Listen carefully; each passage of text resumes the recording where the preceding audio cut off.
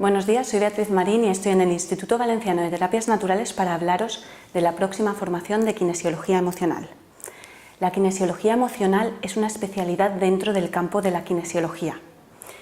No obstante, podemos cursar esta especialidad sin tener conocimientos de kinesiología.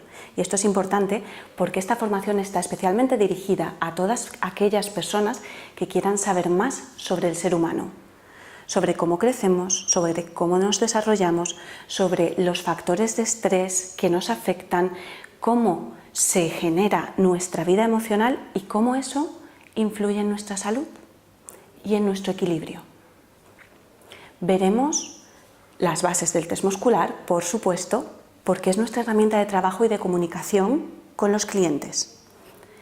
Una vez aprendido el sistema de comunicación básico a nivel muscular, veremos todas las informaciones del campo emocional que nos afecta, es decir, necesidades, valores, situaciones de estrés, creencias limitantes, la edad en la que nos han sucedido las cosas y cómo nos ha afectado en todas las emociones, los estados afectivos. Trabajaremos con un campo tan amplio que lo haremos con un mapa muy detallado y con el territorio, que es la persona que viene a vernos. Aprenderemos a escucharla desde el corazón, a mirarla en toda su totalidad y a hacer un trabajo de lo más respetuoso para acompañarla en su proceso de cambio.